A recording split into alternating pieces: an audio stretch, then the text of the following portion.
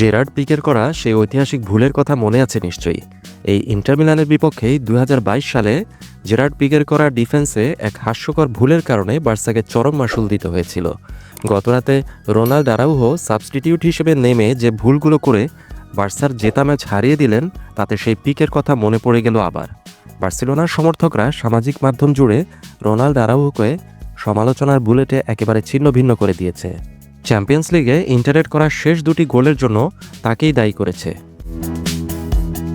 Barca সমর্থকরা centre back আরাউহোর উপর তাদের ক্ষোভ প্রকাশ করেছে। মঙ্গলবার সানসিরোতে চ্যাম্পিয়ন্স লিগের সেমিফাইনালের দ্বিতীয় লেগে ইন্টারকে সমতা এনে দিতে এবং অবশেষে উইনিং গোলের সুযোগ করে দেওয়ার জন্য আরাউহোকেই দায়ী করেছে। বার্সা ভক্তরা কি বলেছেন চলুন শুনে নেই। একজন লিখেছেন, আরাউহো একজন হাস্যকর মানুষ, তাকে আর ঘৃণাও করতে পারছি না, সে যেন সেন্টার ব্যাকদের ডারউইন নুনেজ।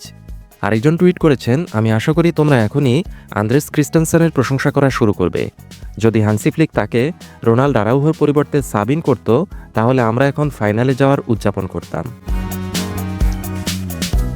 আরেকজন ব্যবহারকারী লিখেছেন, আরাউহোর মতো খেলোয়াড়রা আপনাকে ফুটবলকে ঘৃণা করতে বাধ্য করে।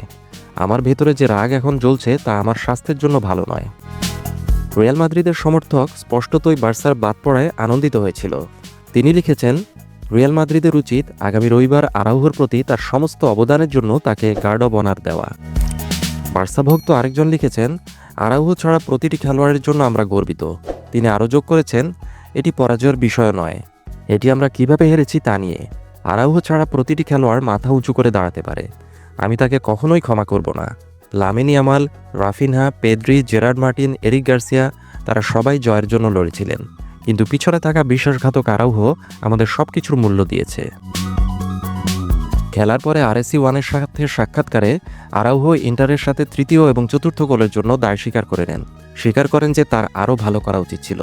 রোনাল্ডো আরাউহো বলেন, চতুর্থ গোলে আমি সামনে এগিয়েছিলাম এবং স্ট্রাইকারের ভাগ্য ভালো ছিল, সে একদম কর্নারে নিখুঁতভাবে এটি প্লেস করে।